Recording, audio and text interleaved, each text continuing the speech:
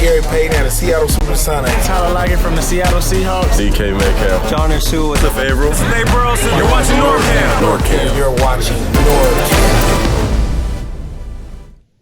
What's up, everybody? This is NorbCam coming at you on this beautiful Blue Friday. I don't know if it's beautiful where you live, but it's a beautiful day here in the neighborhood, here in the Seattle area. Beautiful because we've got football, exciting football coming up this weekend. And we got the Cleveland Browns, Seattle Seahawks traveling to Cleveland to play them this Sunday morning, early game. And we're going to talk about that. And to help me discuss this game coming up and what's even more around the NFL, I've got a couple of guests with me. I want to bring them on right here and waste no time. Please let me welcome to all of you guys. We've got Deter McBizness from your Daily Dose of Deter McBizness podcast. Also, obviously, a Patriots fan. And we've got Paul Jamison from the Here We Go Brownies podcast, our resident Cleveland Browns fan. So, gentlemen, welcome to NorbCam. Thanks for coming on with me. Thanks for having us, Norb. Thank you, Norb. So we've got some games to talk about. I think before we talk about the game to come, I just want to talk a little bit about why we're even here talking. For some of you who watched my collaboration with Dave a couple weeks ago, we did a little Seahawks, Patriots talk, just a little bit NFL talk, but we've been working on trying to get more and more collaborations between other YouTubers of other teams coming together and sharing, their thoughts on the team. And this is, I thought, a great opportunity to talk about our teams and with an opponent coming up. First time with Paul, so I'm excited to see what you have to say about the outlook on your team. But this is great. I just think it's fun to be able to, bring all of our different perspectives on the NFL and with our teams and just kind of see what we've got, our outlooks on where we are at this point of the season. So let me start first with the game that we had last night on Thursday Night Football. Obviously, Patriots win again. Surprise, surprise. They go to 6-0 without seemingly much resistance, in my opinion. But David, tell me a little bit about your thoughts on your team at this point. That they're undefeated. Is there talks of a perfect season once again, or what's your thoughts on the state of the Patriots right now? Yeah, so the perfect season stuff has kind of died down because our offense isn't looking particularly great. We've got, Josh Gordon hopefully isn't too banged up after last night's awkward little body twist that he suffered at that in that fumble return for a touchdown play. Our defense is nasty. We're going to be a top 5 defense. We're going to lean on that. And it's going to be a lot like those first 3 Super Bowls where Brady isn't asked to do as much as he has in the past. And last night was just a classic example of starting slow, letting up some big mistakes in the first half. And then the best halftime adjuster in the history of the game took control. And it was a boring second half. It was an ugly game. I mean, as a Patriots fan, it was fun. It's always fun to watch your team win, but Thursday Night Football has become a pretty ugly product. And part of me actually wanted the Giants to kind of keep it close to make it interesting there in the second half. But, it's nice to have the mini bye now. And then, looking forward, we're going to come into the interesting part of our schedule. We got at Jets Monday Night Football. That should be a cakewalk. But then we're home against the Browns, Paul's Browns.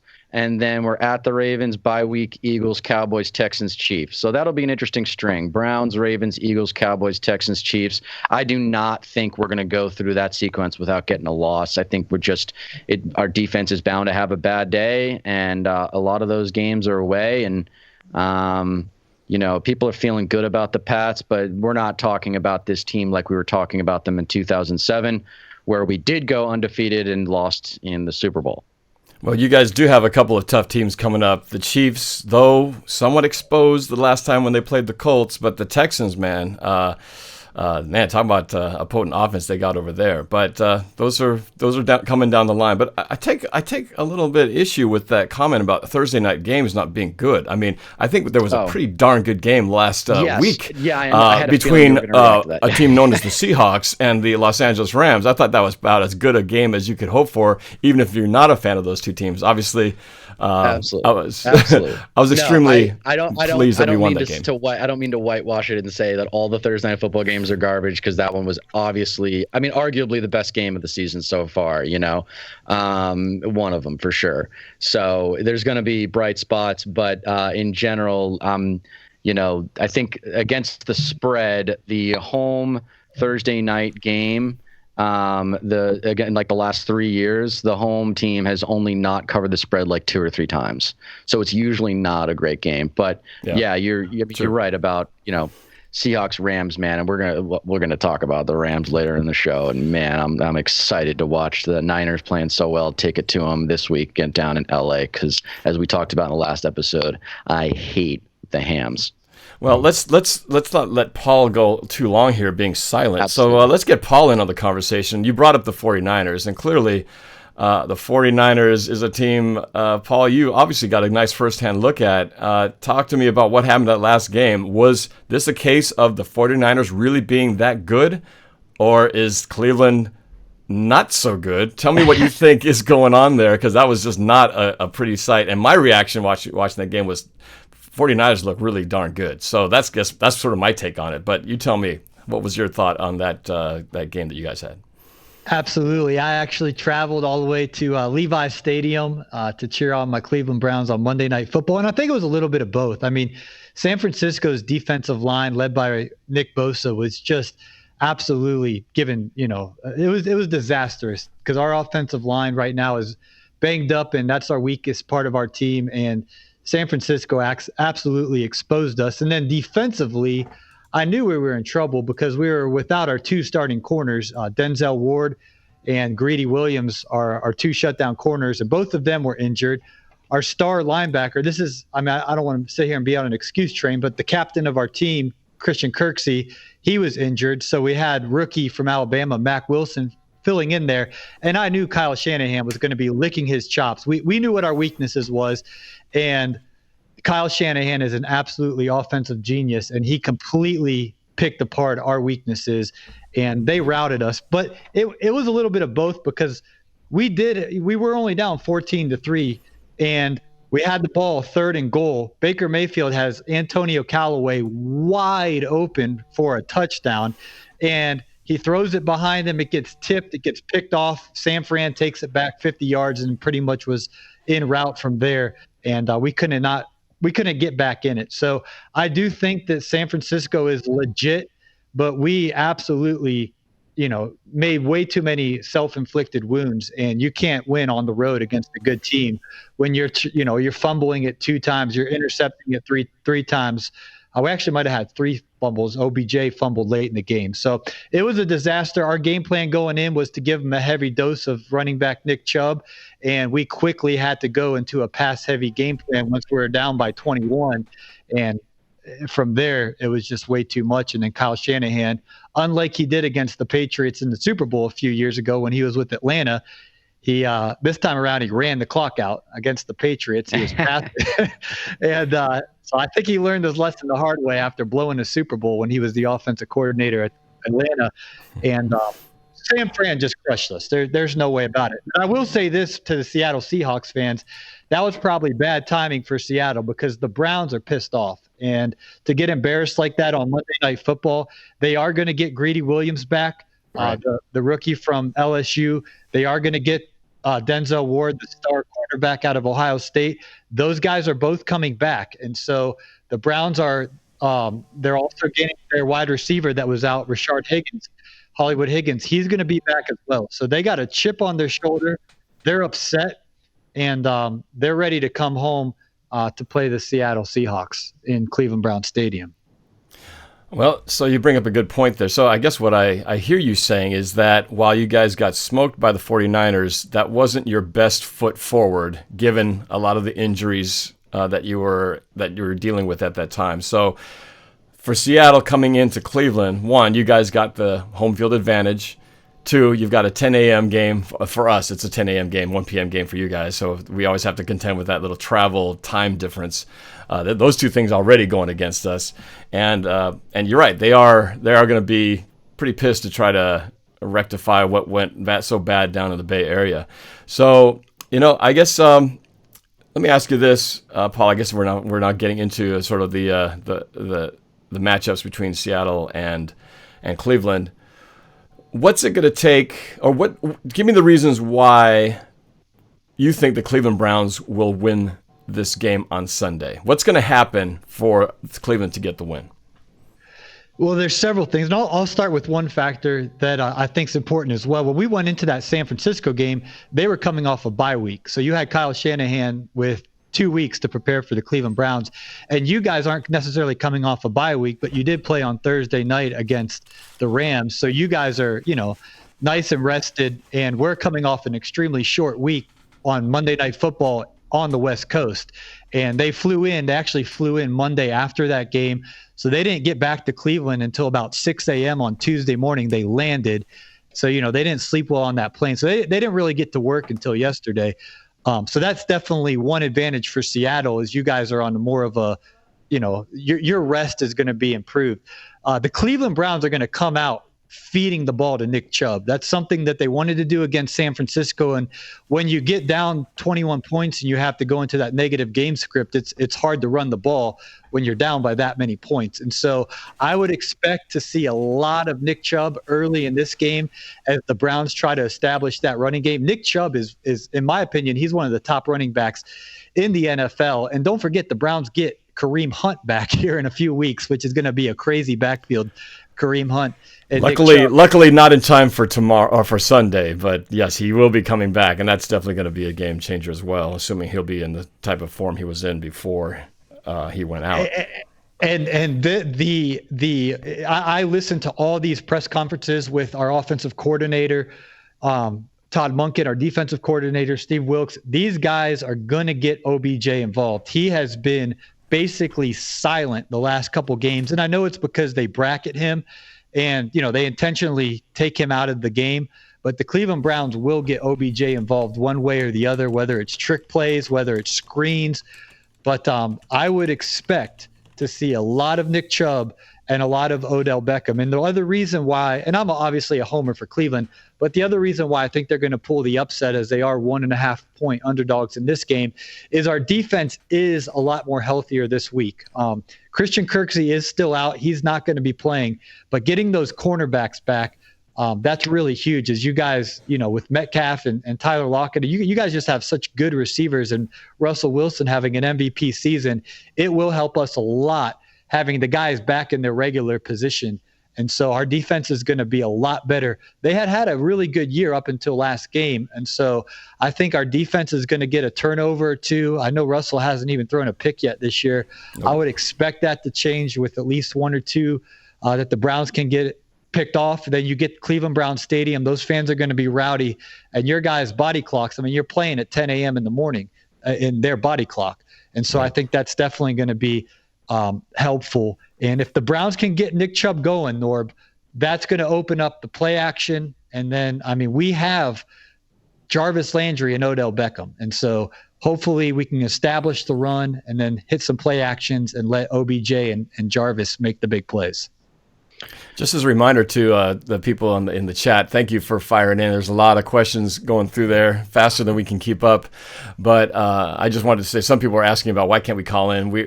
I'm not doing call-ins on this. Technically, it's a little bit challenging, especially with 3 guests on the line. I'll go back to getting the call-ins at another future episode. But just so you know, feel free. The chat's not even technically, the chat's supposed to be streaming on the side there, and it was not working today. So there's always a bug or two in the system. But hey, we do the best we can.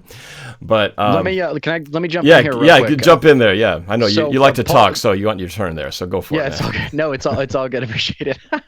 No, Paul just did an excellent delineation of the crucial factors here, especially the macro ones. The away Monday Night Football game is a brutal draw to have a strong physical team coming in the next week. And I guess the question for me as a third-person observer here, not having any stake in this game whatsoever, and I like Paul's pointing out the point spread, by the way. Vegas thinks it's going to be a really tight game. I think everybody thinks it's going to be a really tight game, but that away Monday Night Football circumstance, I know you guys are getting a couple of players back, and I also know that the Seahawks are playing in that 10 a.m. That's a cool term, by the way. I hadn't heard that before, body clock. I don't think that's going to. Are you worried, Paul, about a physical game? Because I expect, the way you're talking about Chubb and kind of him leading the offense, I'm expecting the Seahawks ground game, especially in that first half, to really take it to you guys and try to capitalize on the fatigue, set up those play action passes like they kind of have usually do. Yeah, I mean, it's absolutely a real thing. I mean, I made that flight. I took the first flight out of San Jose on Tuesday morning, but you got to imagine playing Monday Night Football, getting on an airplane at 11 o'clock p.m. That's not a good night's sleep. I mean, no. It's a charter flight, but it's still, you get 4 or 5 hours by the time you fall asleep, and they land at 6:30. So Monday was a really strange, their body clock's all jacked up. Typically players have Tuesday off. They get back to work on Wednesday. Right. That all is messed up. But our defensive line, I didn't even mention them. They are definitely the strength of our team. We have obviously Myles Garrett, our star player on defense, right. Larry Ogunjobi, Sheldon Richardson, Olivia Vernon. These guys are very, very good up front. And so they're going to be ready for Chris Carson. I really think we're going to stuff, for the most part, Seattle's run game. I'm not worried about that. I mean, these guys, they're getting massages every day. They're getting the training staff. They're going to be ready for the game. Is it an advantage for Seattle? Absolutely. They played Thursday night. They had a weekend to rest and recover. They have a lot more study on the game film for sure. That advantage is to Seattle, but I think it equalizes that they are playing at 10 a.m. and they are traveling across the country. And I'm telling you what, the Cleveland Browns fans for 20 years, I mean, the last time we were good is when Bill Belichick was our head coach and Nick Saban was our defensive coordinator. 95. It's a long time ago. Cleveland is exploding. Like, this town is the buzz in the town. I know Seattle's got an amazing home field advantage, and you guys do too at Gillette Stadium. Cleveland Browns Stadium is going to give the Browns advantage. That place is going to be crazy loud, and I think that's definitely going to help the Browns in the second half. Whatever fatigue does set in, the 12th man is definitely going to pull them up on a big 3rd and 7 to get a big stop on Russell Wilson. That crowd is going to give them that energy in the second half. Are you surprised that they're not bigger dogs? Are you surprised that Vegas isn't giving them like 2.5, 3 points? No, I mean, Vegas knows what's going on. You got to keep in mind, the week before the San Fran game, we blew out on the road the Baltimore Ravens. I mean, they scored in kind of the last 18 seconds of the game, they scored in mop-up time, they scored a touchdown. But we were winning 40-18, and we absolutely, in every phase of the game, blew out Baltimore. And so this team is capable. I think mentally they got down by so much. They had so many bad turnovers. They just kind of threw in the towel. Like, let's not get hurt. Let's get out of here. We lost the game. They kind of threw the white towel, or surrendered and threw in, waved the white flag in the third quarter in that game. You could just see it on the sideline when the Browns quit. So they're going to be ready. It's a short memory. They're going to bounce back, and Vegas has made no mistake about this. Seattle is respected. They are good. Russell Wilson's having an MVP season, but they're going to get the Browns' best shot on Sunday in Cleveland Brown Stadium. Yeah, I'll tell you. Go ahead. Let me jump in here. So, me personally, I'm very nervous about this game. I've from the beginning thought that this is a game that we could win. I do believe it's going to be close. I mean, when is it not close with the Seahawks? I mean, it seems like they make it close even when it doesn't have to be close. But the reality is, I think these two teams, they're out to try to do similar things to each other. We both want to establish our run game early. I think we, want our defense to, keep things low scoring. It's run the ball, and then in our case, Russell Wilson.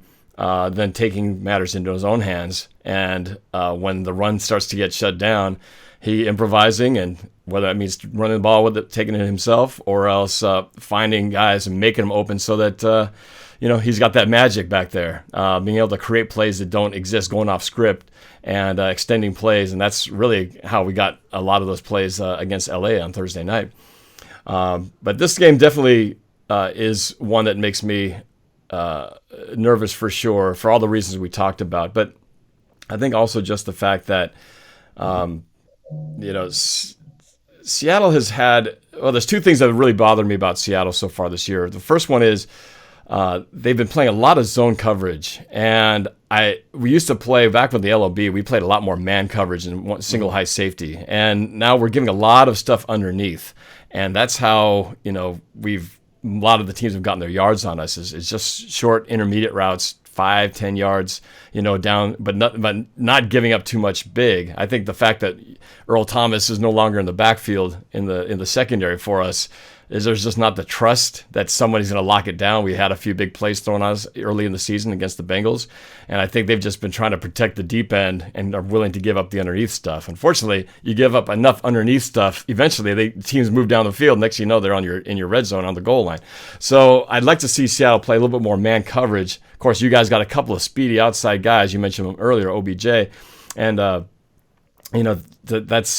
they're at a risk where you don't want to have that guy make one move and get past you, otherwise he's gone. So keeping guys in front of them is going to be key. But I guess I wanted to see a little more aggressive defense by Seattle, being a little bit more in receivers' faces, knocking them off their routes, not giving them just kind of a free run to just kind of run their routes and let the quarterback get their timing down. And it's going back to that 49er game, I thought there was a point where you guys might get back into it. That game where when you guys were at the goal line and threw that interception, to me that was the turning point. That was where the game pretty much ended. Once they went down, the 49ers went down and scored and got 21-3 at that point. Yeah. It felt like that was over. But if you guys had made it a game at 14-10, I think anything could have happened. But it's amazing how just one or two plays, in your case, the one first play from scrimmage, 49ers go down the field on one run, score a touchdown. That's like how it was with us against the Saints. We should have won that game, but because of two very explosive and game-changing plays / turnovers, in our case against the Saints, it was a field goal return or a punt return for a touchdown and then a fumble return for a touchdown. Two plays that pretty much knocked us out of that game and we couldn't recover. So I think the turnovers is going to be huge in this one. Might be the deciding factor in this game on Sunday. Yeah, Norb, I think, the Browns read their press clippings all offseason being so, kind of being the world's team. And then they had this big win against Baltimore. And I think, they're kind of going into San Francisco thinking, yeah, we got this, a little bit complacent. And they got absolutely embarrassed and humiliated on national TV. And so I really think Seattle – they're going to get the Browns' best shot. We have a bye week next week, and so it's like they're going to lay it all out on the field and have some time to rest up before we play the Patriots. And so if I was a Seattle fan, I would have rather seen the Browns beat San Fran and maybe come in, thinking, they're okay. They're pissed off. And the coaching staff's press conference is to OBJ. OBJ is saying, give me the ball. Like, if we lose, we lose, but throw me the ball. And I really think you guys are going to see an Odell Beckham show if you guys run that zone coverage. There's going to be so many different spots they're going to be able to sneak OBJ in there, and if you do bracket and double team him, Jarvis is going to have a lot of room to make plays. And so it's going to be a very chip on the shoulder of the Cleveland Browns after getting absolutely embarrassed on national TV like that. When we played the Rams, sorry to interject real quick. So when we played the Rams in that Thursday night game, you remember they just came out of their home embarrassment against the Bucs. And there was a lot of talk, the Rams are going to be pissed off. They're coming up. Of course, the game was here in Seattle, but they were coming off a game where you thought they're going to be pissed. They're going to want to come back and have some redemption on that bad game before. And they didn't pull it off either. Now, granted, they should have had one of the best kickers in the NFL actually made the kick, but fortunately for us, he missed it by that much. And maybe that's going to be the case. It might be just by that much this kind of game. So I'm definitely not thinking that there's a blowout here. It's going to be tight. It's going to be real tight. Yeah, please don't misunderstand me. In no way do I think there's going to be a blowout either. You're not going to see the Browns team that you saw last week. Right. Both times this team's had their back against the wall this year after getting blown out by the Tennessee Titans. They came back and they won that next game against the Jets. Then they lost the heartbreaker to the Rams. They came back and blew out the Ravens.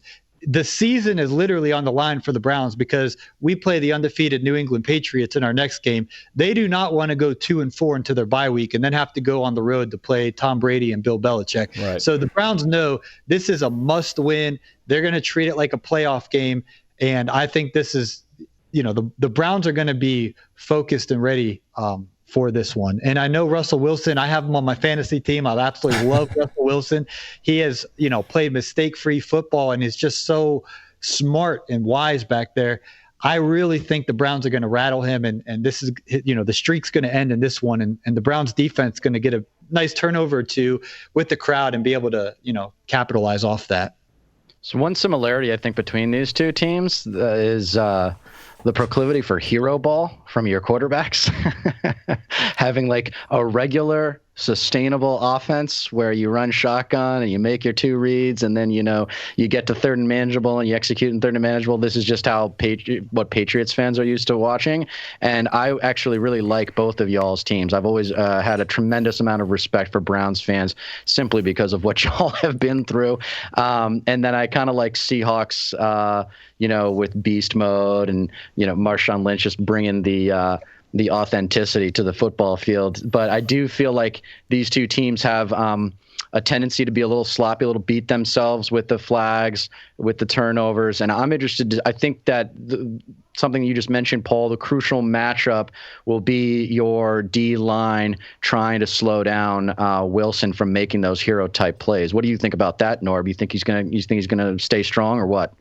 Well, this is the kind of thing where, Wilson gives any defensive coordinator, fits, because there's really no way to scheme that. You could try to put a guy to follow Russell Wilson, or you tell the lineman, keep him inside, don't let him get outside the pocket. But even when he's kept outside, he finds ways to move the pocket, go in and out, go inside, and then run it out. So I don't think there's any sure way to keep him under wraps. I think obviously the key to beating any team and beating Seattle obviously is to try to take their game plan away from them, which is if I'm the Cleveland Browns, my goal is shut down their running game, because if our running game gets shut down and we become one-dimensional, which means we're playing from behind, if we get behind early and we're forced to just be in an all-passing situation, that's never a good situation for us. That usually things get very ugly for us when it's that kind of case. So that's what I'm hoping that won't happen. So I do hope we can establish our running game early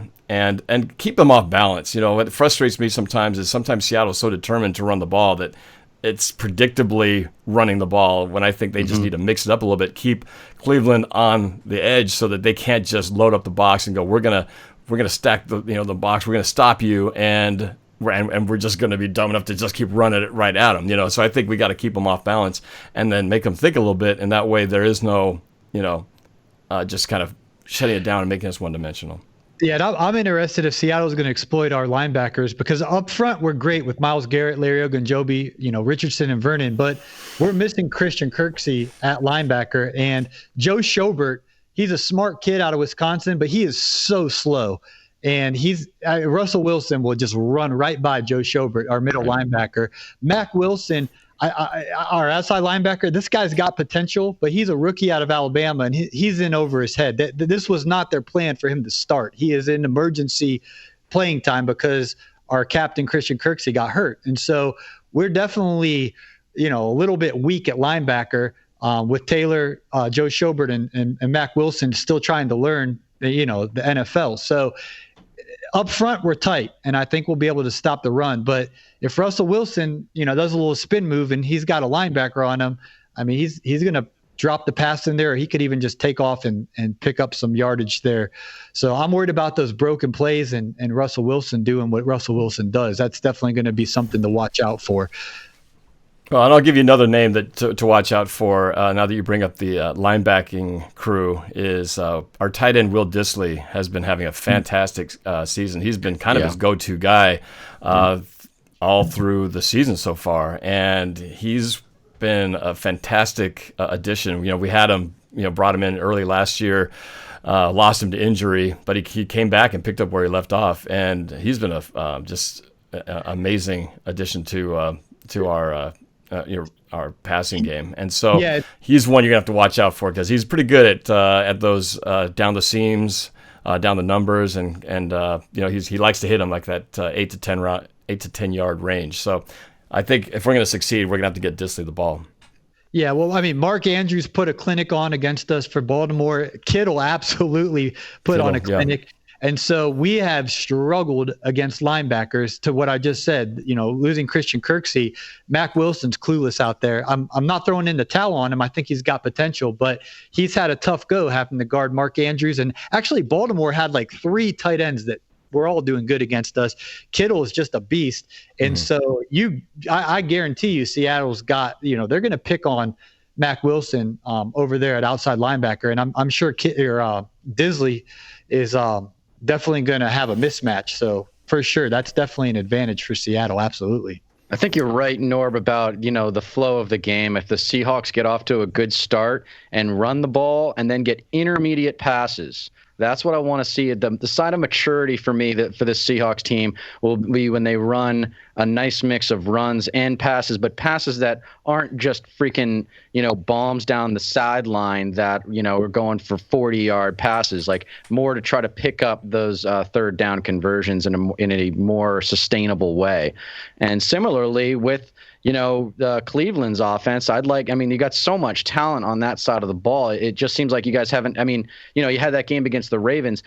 Paul, what is the missing piece to your offense? And I want you to talk about Freddie Kitchen too, because I'm a little bit concerned about him.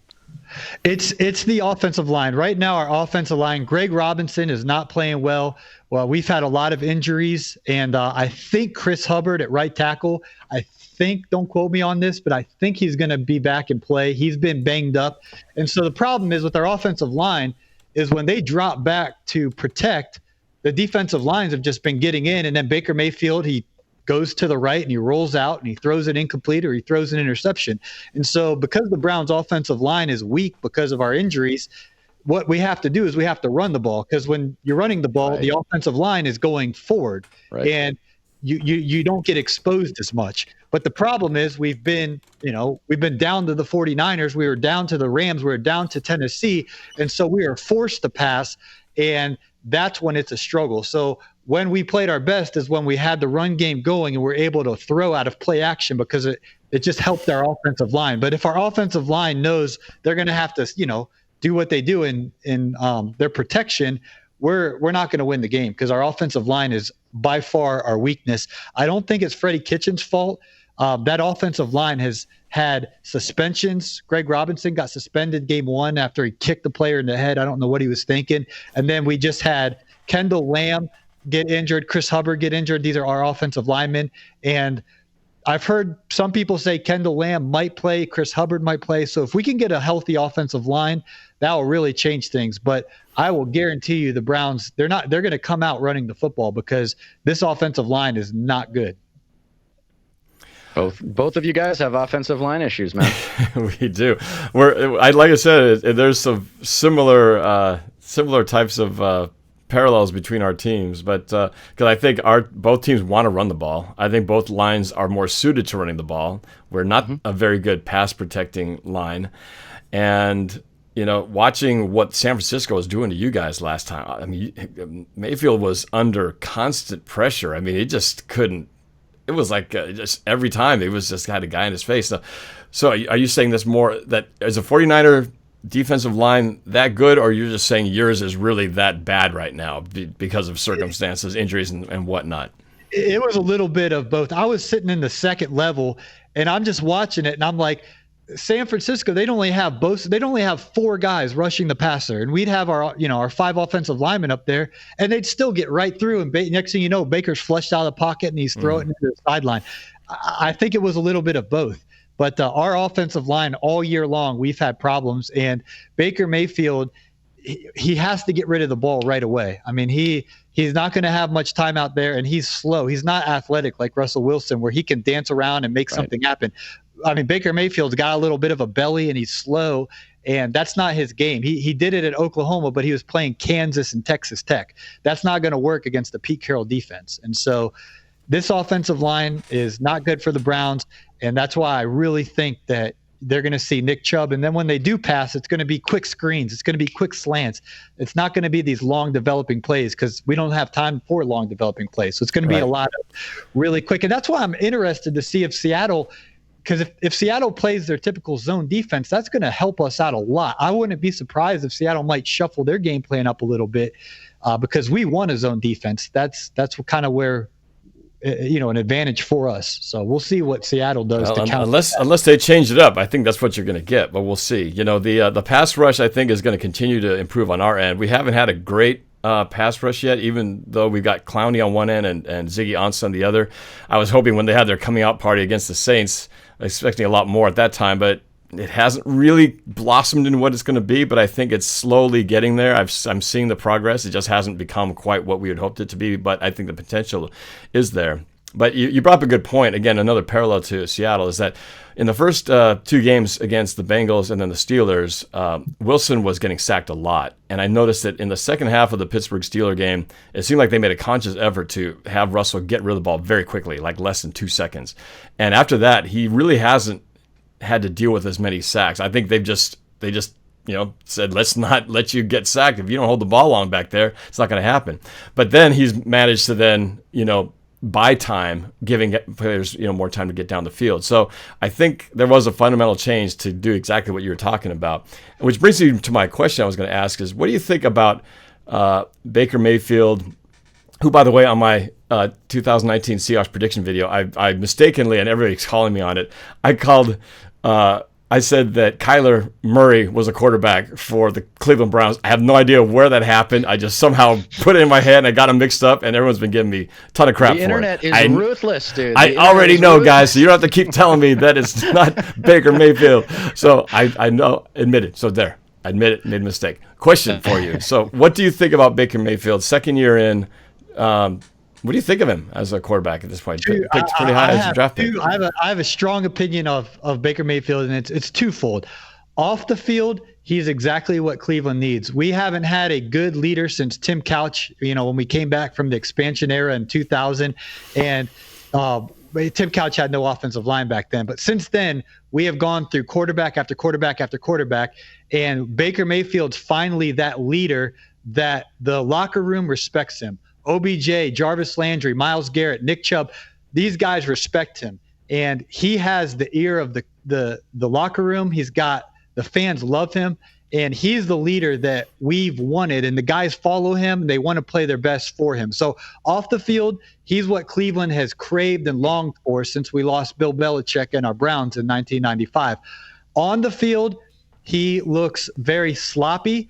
And to his credit, you could put Tom Brady back there. It doesn't matter. When you have a 300-pound man breathing down your neck, there's very little that you can do. He has no time to throw the ball.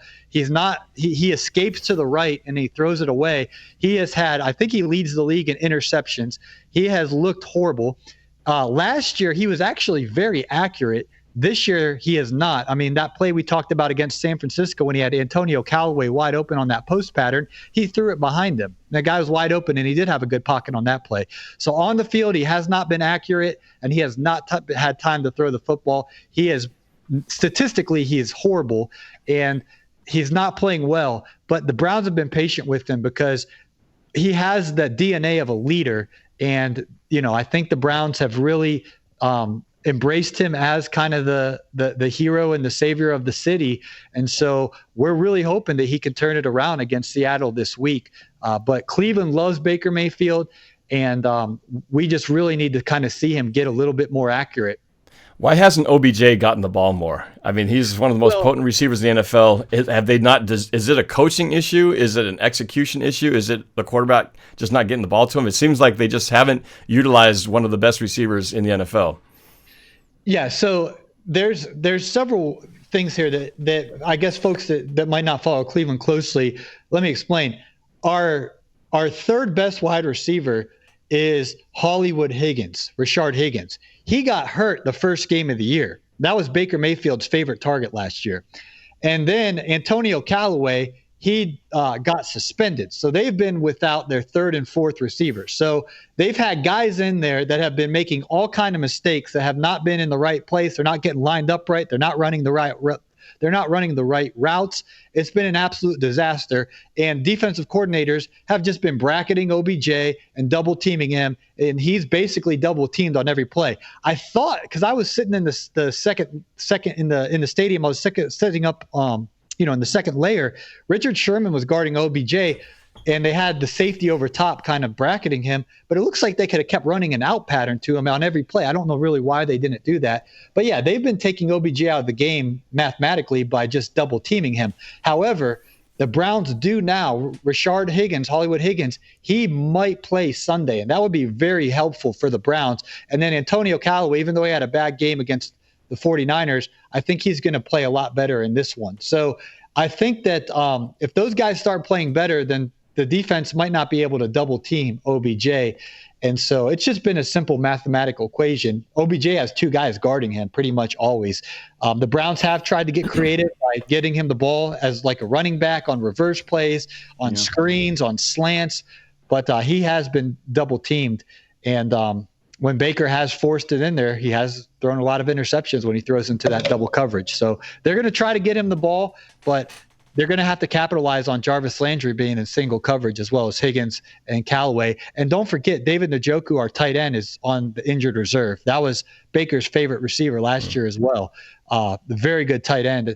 And David Njoku is, he's not on the team right now. He's on the injured reserve. So I have a few people asking, why is there a New England Patriot fan on this broadcast? Clearly, we've got a Seahawks-Browns preview. What's a Patriot fan doing here? I said it at the top of the show, and some of you who joined us late may not have seen this, but this is the start of something that we are, as a collective of YouTube NFL fans around the league, are trying to do. And we're trying to create more synergy and collaborations between teams, fans of other teams. And Dave, you've been kind of leading a lot of the charge on here, trying to rally a bunch of guys together. You're the reason that Paul is here. You kind of brought the two of us together. So I appreciate the fact that you were the joining force to bring Paul, a Cleveland Browns fan, and me together so we can get this insight that I wouldn't normally have. So just so you guys know, that's the reason why, a Patriots fan is in here. But he's actually a pretty cool guy.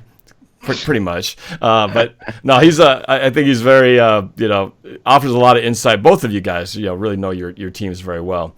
But I guess just for a little bit of a break off, I never really had a chance for you guys to talk about what you guys do and your channels. But let me give you a chance for some self promotion.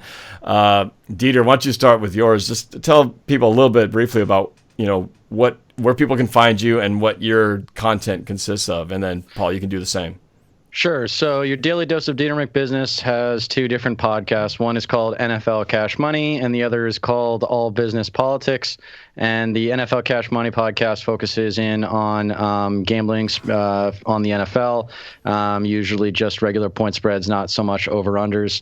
And it's also, this is part of, what I'm envisioning for NFL Cash Money is to, be the, the energetic force that brings YouTube content creators, the NFL super fans on YouTube together like you guys. And then the All Business Politics stuff is just about what's going on in the world of politics. Trying to simplify, make it actually comprehensible to the general public, because it's easy to get lost in the sea of, mainstream media. So, Paul, how about you? Tell everybody a little bit about your podcast and what you do. Absolutely. And first of all, thank you guys for having me on the show today. And Deter, I really appreciate you bringing us together. This is definitely really cool. And I really like your pioneering this and the idea behind it. I think it's going to take off. And I really appreciate you inviting me to represent the Browns.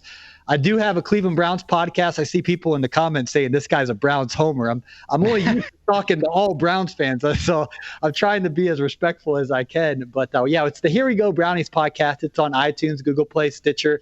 We also do video form over on Facebook, and we're just rolling it out on YouTube now under my name, Paul Jamison, there. So it's all about the Browns, and I actually have a really beautiful co-host, Allie Highsong. So most people watch for her. It's really pretty. You think you described her as something besides beautiful when we were off air, but yes, apparently very attractive is the word. She's gonna love this, guy. She's gonna love this.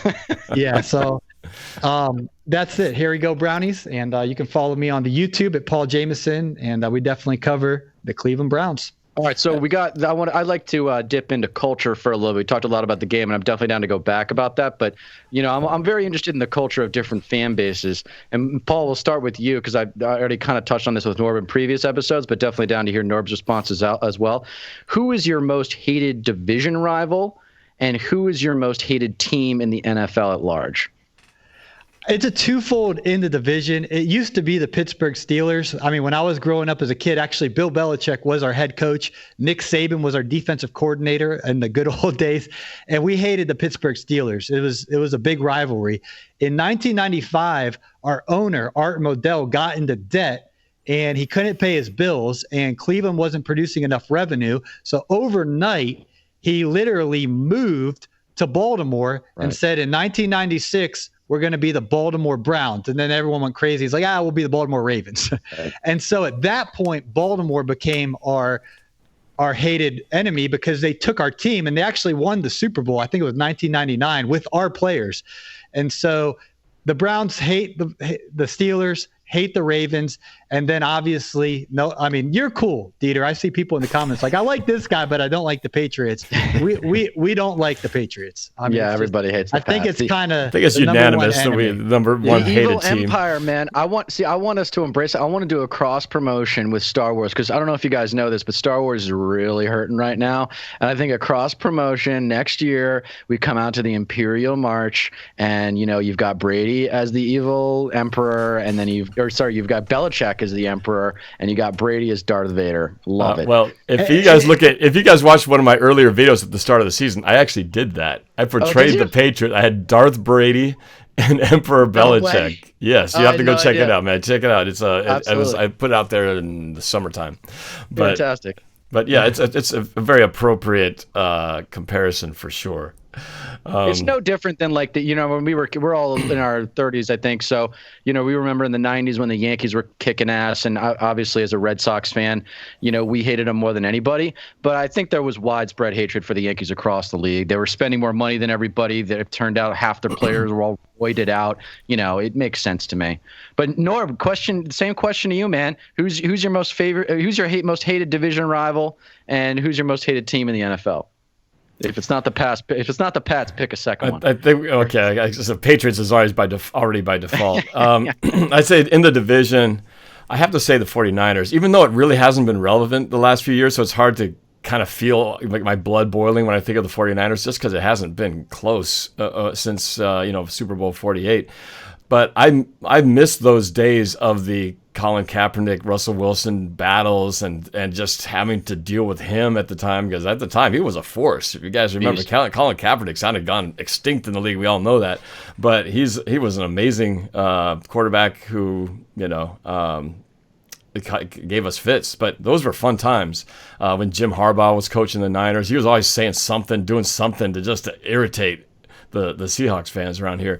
So while the Rams have been a pain in the ass the last couple of years, the 49ers rivalry, I think that just ranks up there. And, that's why I have my character that impersonates a 49er fan because of that. So I have to go with that. And I think now, having seen them play and the way they beat up on you guys and how they're undefeated already, I can see a serious rivalry type of building climax here as the season moves along. So they would have to definitely be the division. As far as another team, besides the Patriots,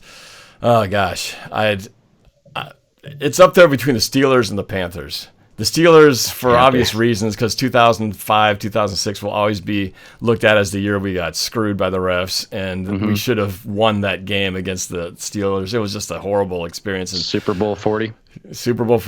And I think that lingers on, and we'll probably never let that one go. So, it's an easy one. You hate the team that beat you in the Super Bowl. So, of course, hate the Patriots, hate the Steelers. But besides that, though, the Panthers was one that I've always, never liked. I think maybe it's more not the Panthers. It was Cam Newton. Cam Newton, and he's kind of been a non-factor as of late, but I never liked Cam Newton. He was a very talented guy, but, the guy just rubs me the wrong way, and I know rubs a lot of Seahawks fans the wrong way. We've had to deal with those guys every season, it seems like. They're always in the schedule. So they've become almost like this outside East Coast division rival that we've just had to always play every year. So, there's a little bit of animosity towards the Panthers as far as I'm concerned. That's probably would be the two in my book. Right on. What do you guys think about any of these quarterbacks that are, kind of like, Cam is a great example. Eli Manning is another one. Do you guys see them get moving at all? Eli going to Chicago for, taking over for Mitch or something. Kaepernick coming back. What do you? I don't know. I don't know if anybody's going to move. It's interesting you just bring up the Panthers. That's why I asked, because Kyle Allen's doing really well for the Panthers Very well, right now. doing undefeated. And Cam, I have a similar attitude towards Cam because I don't think there's ever been a more physically gifted human being to ever play quarterback than that guy. He's just big, he's fast, got a huge arm. Just didn't hit the books, man. Didn't learn to have, in order to be a top level NFL QB, you got to just watch film nonstop, and it doesn't seem like he's doing that. I agree. I mean, the Panthers in the year of Super Bowl 50, they were such a dominant team. Do you guys remember how they were steamrolling Remember everybody? how good? I remember that game, and you guys got screwed in that game because you had a 10 a.m. kickoff the previous week, and then they followed it up with another 10 a.m. kickoff the next week, and that was the Panthers game. They were 15-1 in the regular season, and the reason why, that was when I started to hate the Panthers, was because it was all about Cam leading up to the Super Bowl. And I was like, dude, you got the benefit of a sick defense that got turnovers and gave you short fields. You should be doing nothing but praising your defense. And of course he didn't. And then he got worked and embarrassed in Super Bowl 50. Yeah. I was very happy to see him go down in Super Bowl 50. And it really never had been quite the same since that game. I mean, Cam was flying high with the posing for pictures and all those things that he would do. It was annoying as hell. But, he got humbled big time. And then, of course, the way he handled his press conference after the loss, I mean, it just reflected how much the guy was like, he's great when you're winning, but a taste of losing, and all of a sudden the guy just crumbles. And it was kind of that way even this year before he finally got, sat down. And now Allen's in here kind of like making people think, maybe the team isn't that bad. Maybe there was another issue who's not the issue anymore, So that would be so amazing. Would be so amazing. But you're right. You got a couple of teams with quarterbacks who are kind of been their face of the franchise. You bring up the Giants quarterback, Eli Manning, I've never been a huge fan of him, but I do appreciate the fact that he took the Patriots down twice. But they're paying him $11 million or something like that to sit on the bench. And I don't know. I guess maybe when you have a quarterback who won you 2 Super Bowls and took down the Patriots in the process, I guess it's hard to let that go. But that's a lot of money being spent on a guy who's sitting on the bench. I don't know. What do you think about that, Paul? Well, Eli's done. His career's declining quickly. It's going to be interesting with we call him Scam Newton down here in Atlanta, but and we see him around here a lot at Whole Foods, and I think he lives here maybe in the off season. Of course, he played at Auburn. I think he's got a house here in the ATL in the off season. But if his foot, I was watching that Tampa Bay game. It's 3rd and 1. It's 4th and 1, and he can't even. Those used to be guaranteed. Cam Newton quarterback sneak 1 yard. Move the chains, and his feet are bothering him, and his injuries. If those don't heal up, then I think his career might be over. So he might be following Andrew Luck's footsteps, but because you're right, because the Andrew Luck retirement was such a shock, but not so much when after you listen to what he described as why he did it. Cam Newton's kind of in the same thing because, Cam Newton was his whole game. He was a physical guy who would run, bowl guys over, and it wasn't really his arm that was his game, right? It was the running, it was the physicality. He's a very strong, athletic dude. He's super athletic, and when you take away that, he's not a great pocket passer. Just stand back there. Although Carolina's defense is very good, very good. So it doesn't really matter, I think, who's at quarterback. If they're going to go and put together a run, and that division, our Falcons. I'm a huge Browns fan. I actually live here in Atlanta, but our Falcons are 1-4. That division's wide open. Drew Brees is injured at New Orleans. Tampa Bay's streaky, so that division's very interesting to me. Bruce Arians, baby. Bruce Arians coming into Tampa Bay and giving famous Jameis Winston a second life. Oh, baby. I love Bruce Arians, dude. I like head coaches who call their own plays, and there just aren't that many of them left. And so I always had a thing for him. And I was actually, Paul, really hoping that you guys were going to get him in the offseason because I was like, oh, man, what a perfect match for Baker Mayfield to have that kind of a mentor. But I will say, what we're really talking about here with Cam too is, let's be serious. It is the gray matter between the ears. Is he really that bright of a guy? And I've watched him a lot in interviews, and I went to Vanderbilt, so I was familiar with him when he was playing in the SEC for Auburn. Never got the impression the dude was much of as high level of a thinker as I would say Wilson. Obviously, a very sharp guy, and I think Baker's a really sharp guy too. So you two, no matter what happens this season, be grateful that you have quarterbacks with high intellectual ceilings, because that's where growth happens in the NFL. It's in that quarterback position. It's just all mental. I'm convinced. I think that was, in fact, bringing up Colin Kaepernick before all the controversy, one of our knocks, on him when we compared him and Russell Wilson, because they were both at the time at the peak of the battles, the rivalry. You had two running quarterbacks. Read option was really in vogue at the time. That was all the time running the read option. And but the big difference was, if we felt like, even though Kaepernick was bigger and faster, and really had, I think at the time, a stronger arm, Russell Wilson had more going on upstairs, and he had a better mindset about what was going on in the game. And I think in the end, that's really kind of what separated the two, because eventually the NFL does figure out your game, right? No matter how good you are, at some point, like the read option, everyone's like, oh my gosh, we can't stop the read option. Well, they stopped the read option. The read option is now just something that's once in a while used now, but they figure it out. And the good quarterbacks have to learn to adjust to the adjustments. And that was the knock on Russell Wilson. Well, he's only running quarterback. Well, he's proven to everybody else that without even running the ball, he can do a hell of a lot of damage. And that's where a lot of quarterbacks who are only running quarterbacks without the mind and without the passing ability, there's a big drop off there. So we're grateful for that. Believe me, that we have a quarterback who's able to do all those things, and stay out of the negative press. He's a little dorky sometimes with some of his press conferences and stuff. But hey, we love him for that, and I'd rather have that than a guy who's getting into trouble and putting his foot in his mouth every other week. The square Russell Wilson, baby. And Baker Mayfield settled down in the offense. What the hell was he thinking? Why would you get married, dude? What are you doing? You got the media behind you, getting all these endorsements. Everybody thinks you're going to be the sexiest team in the league this year, and then you get married? Yeah, do you see who he married, though? Yeah, she's dope, but she looks like all the others that would have been lined up after. On the flip side, did you guys hear about the press that recently Tyler Lockett, our wide receiver, is a virgin, confessed that he's a 27-year-old virgin and plans to stay that way until he gets married? I don't know why that's a story, but it's a story, because apparently that's not the rule in the NFL, I'm sure. So I think that's actually kind of cool, though, man, because I don't think anybody would think there's a 27-year-old star football player out there who's a virgin, right? And you probably count none of them. Nobody would be, a virgin at 27 if you're in the NFL. But hey, there's at least one. He's a good guy, though, and he's a great receiver.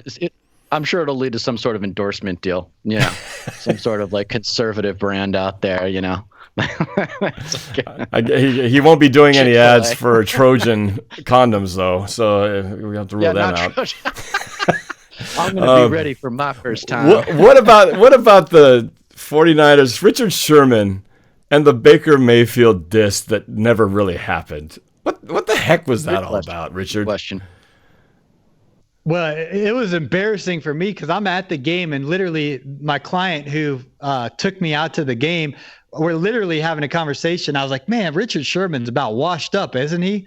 Very next play, Baker throws a pick. Richard Sherman picks it off. He turns to me and he's like, yep, washed up. So I was like, that's embarrassing. I'm confused about the whole thing because I don't know why Richard Sherman would make something up when you have so many video cameras, and Baker clearly shook his hand before the game. So that was interesting.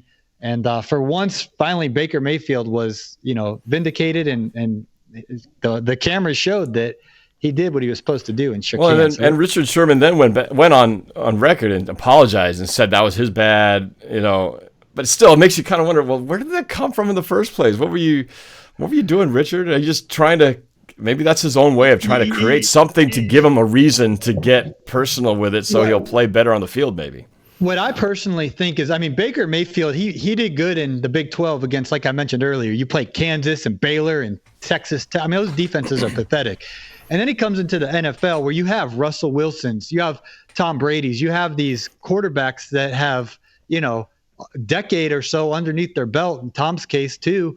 And here comes this young second-year player. And whenever, I don't know if it's just because of the market I'm in, but whenever I'm watching TV, I see a Baker Mayfield commercial of him in Cleveland Brown Stadium or him mowing the grass. Or it's always Baker Mayfield, Baker Mayfield, Baker Mayfield. And so I think around the league, these guys are getting pissed. Like, why is Baker getting all this endorsement money? Why is Baker on every commercial? Like, Baker hasn't proved anything. He hasn't even played a full year in the NFL, and the NFL's made him the poster child of the league. And so I think there's a lot of people that are jealous, envious, frustrated. Like, and so when they're playing the Browns, they're like, man, we want to knock this punk out. Who's he think he is? You know, the celebrity limelight of the NFL. He's the guy. And it makes no sense. So I think Richard Sherman and some of these other guys are just, you know, they got a little chip on their shoulder and they just exaggerate because they don't. Well, Richard Sherman has had his share of endorsements, and you know they're doing a similar thing with Dak Prescott. That's to be expected with the Cowboys. You know, he's doing the chunky ads and like some sleep, you know, ads or whatever. So I will say this about Richard Sherman. I know he's a smart guy, obviously a hardworking dude, very talented athlete. Okay, dude loves attention. And he comes up with ways to get attention that come across as like being classy. Like when he tried to shake Crabtree's hand. Yeah.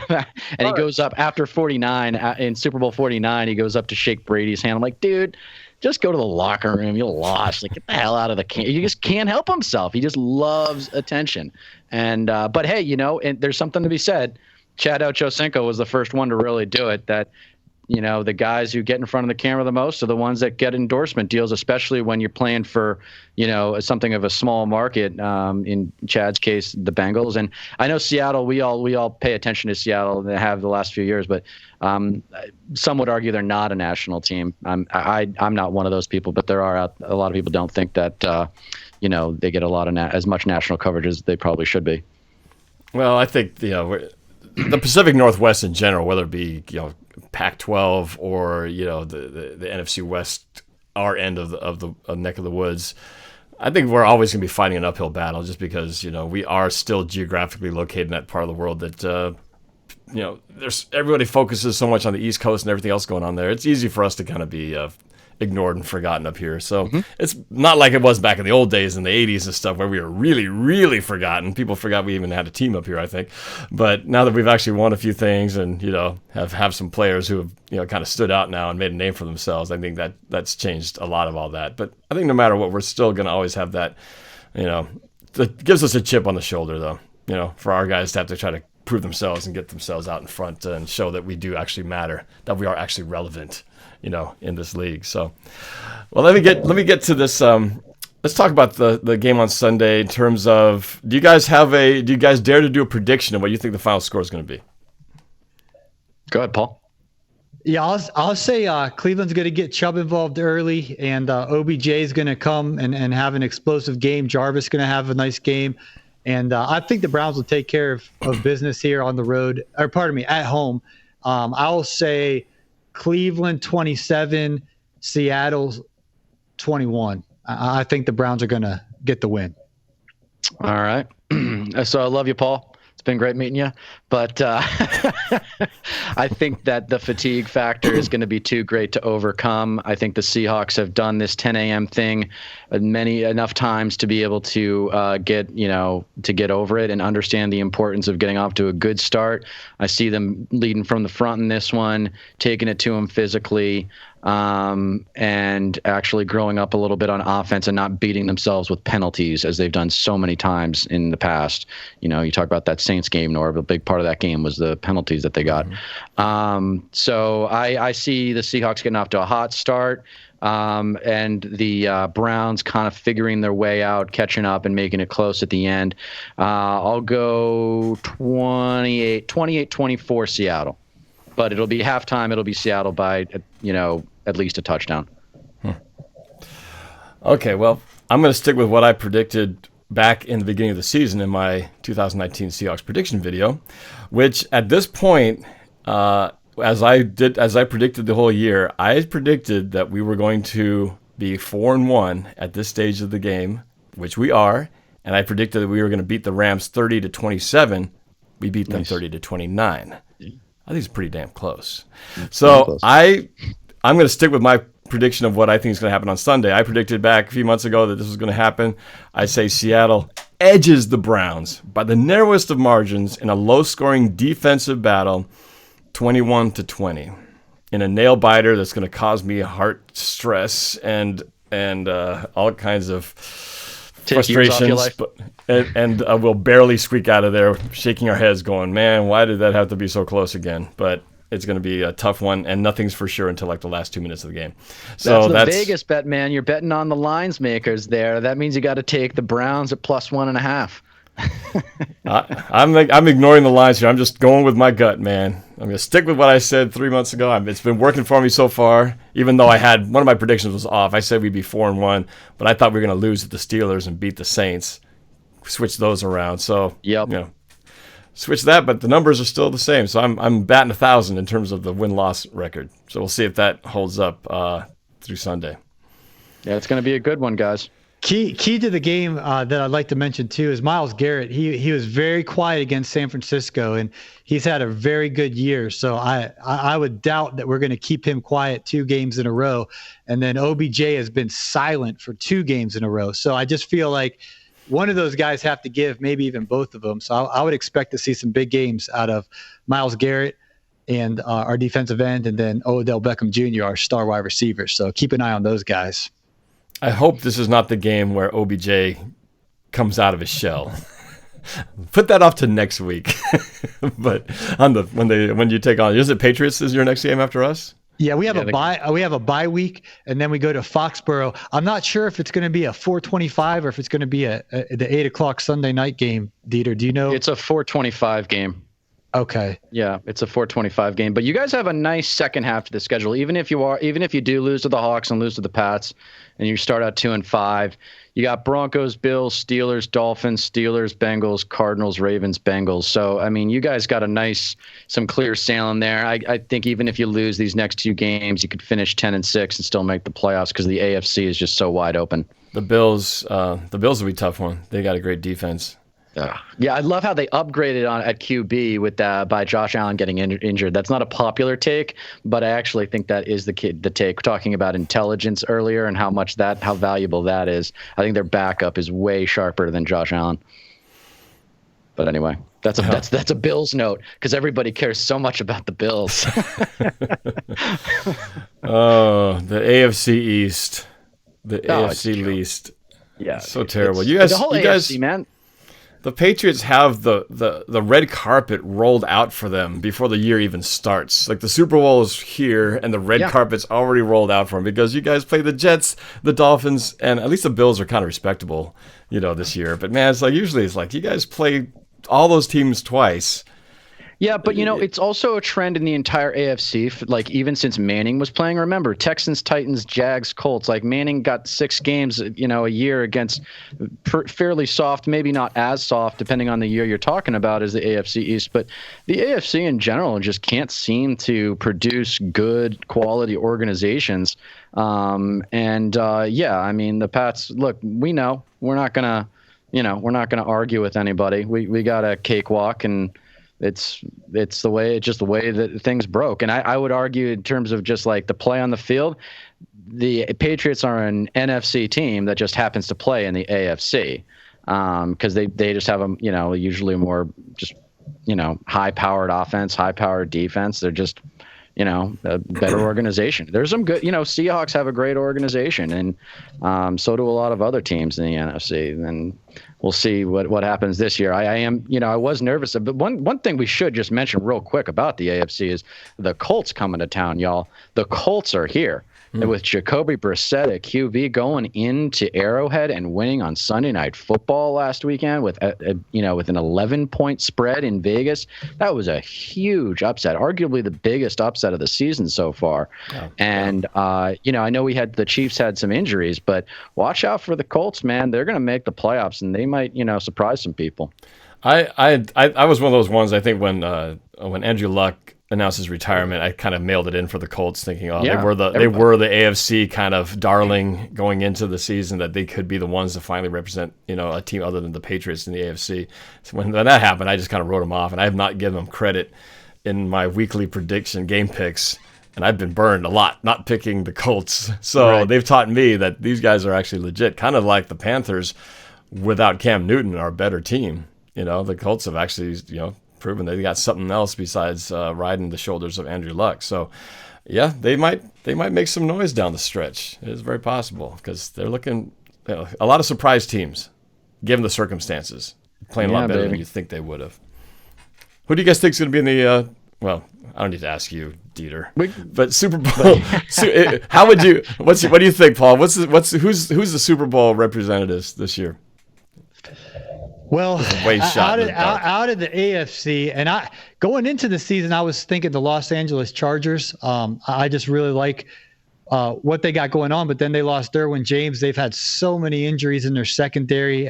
Ingram got hurt recently, but offensively with Phillip Rivers, this is his last chance, and I think this is his last. His time's about done. So that was my prediction before the season that. Melvin Gordon, Austin Eckler, Keenan Allen, Mike Williams, Phillip Rivers, and a good defense. I thought they were going to get it done this year.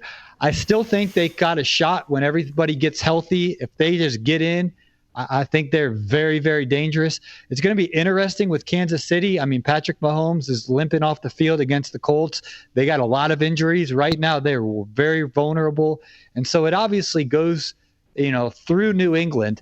I'm a homer for the Browns. I think we can beat New England. I think we can get to the Super Bowl. So it's interesting. I'm a homer. I think the Browns are going to shock the world and make it to the Super Bowl. But if we don't, I would say upset city. Watch out for Melvin Gordon, Phillip Rivers, and a very late season charge from the Los Angeles Chargers when their defense gets healthy. Last year, they had to go. They played Baltimore Ravens in Baltimore. They beat them. Then they had to fly back to Los Angeles. Then they had to fly all the way out to Foxborough. It was like 2 degrees, and Tom Brady smacked them. I really think the Chargers, right now, they're not good. I think they're 2-3. Just wait. I think the Chargers are a dark horse. The Browns are a dark horse. And, of course, the Patriots are, pretty much penciled in to represent the AFC. The Saints, they were my prediction to go to the Super Bowl early in the year. With Drew Brees going down, I was like, well, that's over. But they're 3-0 with Teddy. And, I think the Saints are for real. And it'll be interesting between you guys and the 49ers. You guys definitely have a shot in there as well. So the NFC, I feel like, is wide open. The AFC is kind of like, can anybody beat the Patriots? But I think the Browns can, and I think the Chargers can. Kansas City is just going to come down if they can get healthy. If they can, their defense sucks, and it's just Bill Belichick and McDaniels. They're going to have a game plan dialed up. You can't have a defense that bad against the Patriots. So we'll see. But I'd say Browns, Chargers, or Patriots out of the AFC. Well, I think if the Browns, what the Browns need to do is they need to lose this Sunday so they'll be super amped up to beat the Patriots when they play them after the bye. That's the formula, just in my personal opinion. You guys aren't going to see Kareem Hunt, but Kareem Hunt looked like an MVP last year. Yeah, he did. And we're going to get him back with an easy schedule. They're going to pick up momentum if they can stay healthy, and you have Kareem Hunt and Nick Chubb in AFC winter weather with Odell Beckham and Jarvis Landry and a good defense. I'm a homer, guys, but I'm telling you, watch out for Cleveland. Will Kareem Hunt, will he be back in time for the Patriots game? No, he will not. He'll be back week 9, and then we got a really easy schedule. We pretty much have, we'll probably be favored in all the rest of our games when we have him. Yeah, it's going to be an interesting turning point Sunday for sure, for the Browns especially. I think you guys, this is a much more of a must-win for you guys, maybe, if you can call it that. I feel like there's just, being your home record is not so great so far, is it? 0-2. You guys haven't won at home. So if you guys lose 3, that's a bad sign for the team. But so I think you guys need this game more than we do, just given the win-loss record. But the biggest source of hope, though, for Browns fans has got to be that Ravens game, man. You guys played so well, and that was kind of the sign of potential for this team. And but that opener, man, against the Titans, that was tough to watch. That was really surprising. Everybody thought that the Browns were going to get off to a strong start. So this will be a good one, guys. I'm glad we can make this work because I think this is going to be one of a turning point for both teams. Yeah. Well, I didn't get to say my Super Bowl pick here. So I got to get that in there real Norb. quick. Sorry, yeah, Norb. Come on now. Seahawks Whose show Pats? is this? Because I know it's Seahawks Pats, right? Well, I will say this. Realistically, in the NFC, I mean, Patriots to me is like the automatic, and I thought Kansas City was the only team who's got the next best shot. Chargers, I thought early on maybe, but until they started losing a bunch of games, I kind of wrote them off too. But yeah, it's the Chiefs maybe have a chance to knock them off if they can, if they can find a way to stay healthy and keep their quarterback upright, and as long as the blueprint for beating them wasn't revealed last weekend. But as far as the NFC is fun. It's such a fun situation now with the 49ers. I still don't know how we measure up against them. We'll know when we face them, when they come to town. But it's 49ers. I'm not going to Rams while they're kind of reeling, they're still in the mix at this point. Saints, obviously, Packers, Panthers. I mean, there's like 5, 6, 7 teams we're all kind of neck and neck right now in the NFC that all have potential to go to the Super Bowl. But obviously for me, I'm praying, I'm hoping, fingers crossed for Seattle to somehow get it done and end up getting one final rematch with the Belichick-Brady version of the Patriots, because I know that's not going to last much longer.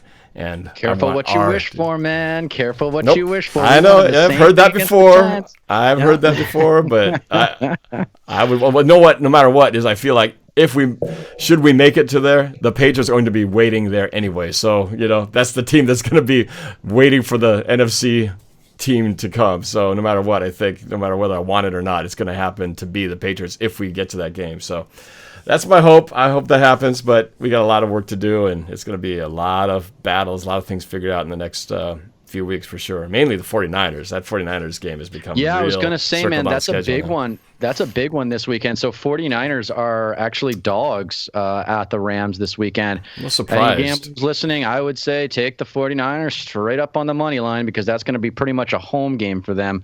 For those who don't know, in Los Angeles, the visiting team typically has 60 to 80%, which will be this case.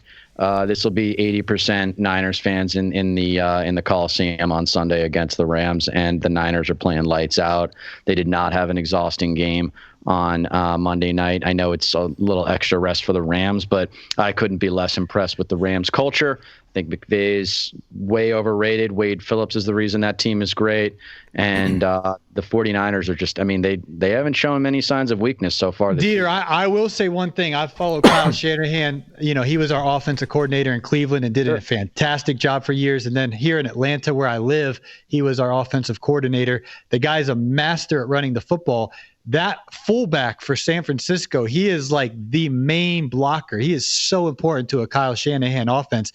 He got hurt, and he's going to be out for a while. So that is important, for those of you guys who do bet, be careful with that one, because Kyle Shanahan loves that fullback, and it puts so much protection in the play action and in the running game, and him being out is very important in that game. So just keep an eye on that. I know when I was at the game, he got hurt, and they said there's no way he's going to play next week. I haven't followed San Fran. I don't know when he's coming back, but Kyle Shanahan uses that fullback more than any coach in NFL. So keep an eye on that for those of you who have money on that game. Well, on the flip side, on the Rams side of things, you got the Gurley saga, which Gurley's still not right. Clearly, he's not the player he was when he was at the peak, even a year ago. And I don't know. To me, I feel like that Rams team is not the same without a healthy Gurley. I mean, they're still good. They're still potent. They can still throw the ball down the field. But without Gurley, he's that cog that makes the whole thing go. Yep. And without him at 100%, I don't even know what percent he's at. He looks to me like 50%.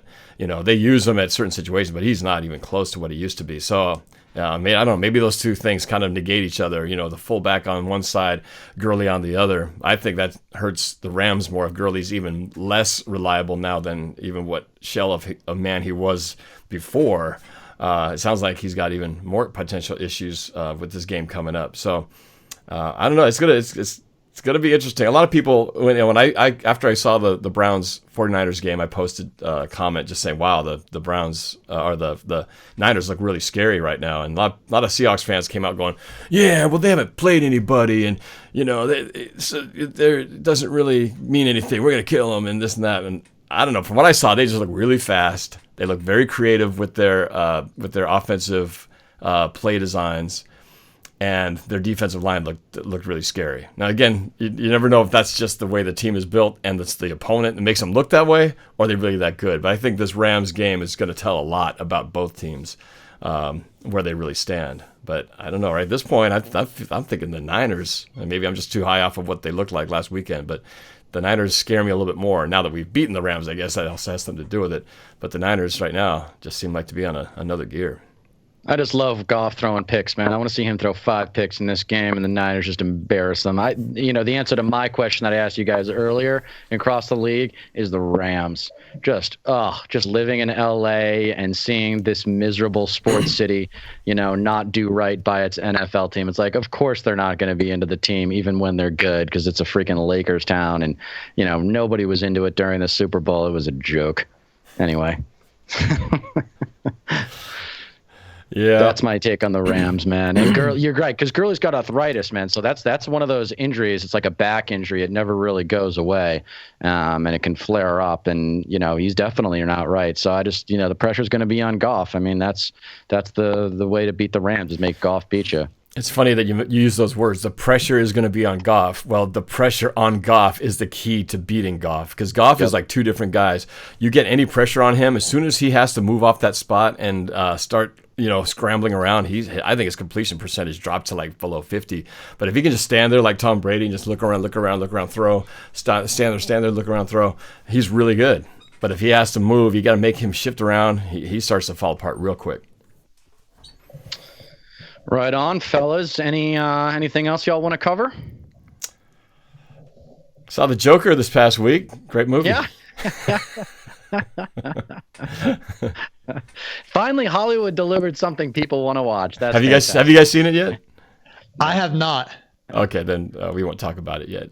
I don't want to spoil anything. My friends saw. They all endorsed it. A lot of movie fans. A lot of, as you might imagine, work in the industry. A lot of people talk about what's come out, and this is actually something that's come out that people were excited about, and it sounds like it delivered, because the marketing made it look a little bit like it might be trying too hard. So I was thrilled to see your review that it was an enjoyable viewing experience. I went into it with, I didn't really have a whole lot of expectations. I didn't spend too much time trying to read up on what it was about. I just heard more of the fear of what might happen when it's shown, with public, going nuts, or people trying to imitate the violence or anything like that.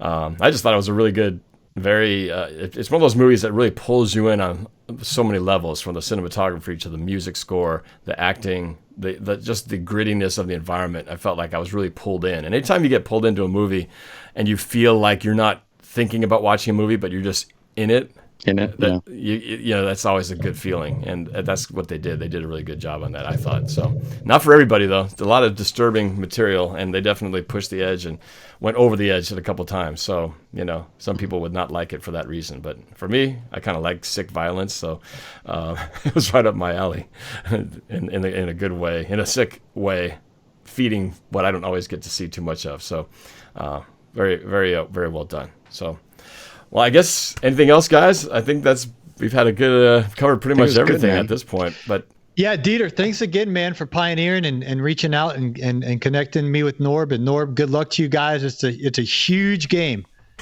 It is huge. Good luck to you. Even though you guys aren't playing each other again this season, maybe we'll reconnect in a few weeks after we've got a little bit more clarity on where you all stand. Week 8, 9, 10, something like that. Maybe before Thanksgiving, something like that. Who knows? Maybe we'll have a fourth YouTuber to bring on here. We'll do a foursome collaboration here. Somebody better have a badass computer in order to pull that off.